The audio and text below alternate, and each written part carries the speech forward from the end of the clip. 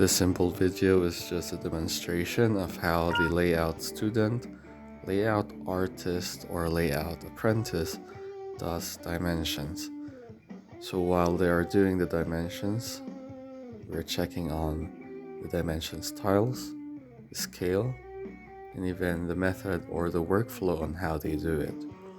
Because the Imagine Motions workflow is not necessarily the layout software alone, but how you work in it, even in the SketchUp model. Just like how Revit stands for revise and edit, layout is more of laying everything out at first and then detailing later.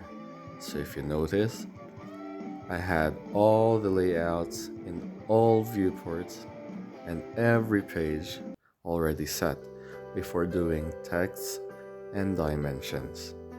Of course, the title block is already there as a template. Now during the dimensions, we're teaching some other tricks like how to put a length or gap in the dimension ends so that it will not always stick to the drawing depending on what situation it's used for. Is it for the blueprints or for shop drawings, or you just want it to be neat? Now talking to the apprentice, I said that the construction site mostly needs measurements when it comes to the cutting list. Let's say for example for plywood and other cabinetries and carpentries, ceilings, even tiles. However, we do not need to dimension exactly toiletries and fixture. Let's say for example the height of the bathtub. How come? Because usually these are owner supplied and owner preferred. If not, when you go and canvas in the hardware, there are already specifications, length, width, and height sizes.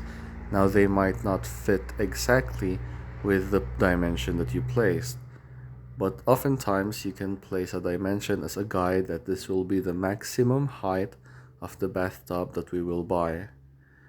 Because oftentimes if you dimension everything, like for example the thickness of the sink or the thickness of the gas stove and the gas range, and then you go out to the hardware, you do not have the exact specific dimension because they have their own standard millimeters or centimeters.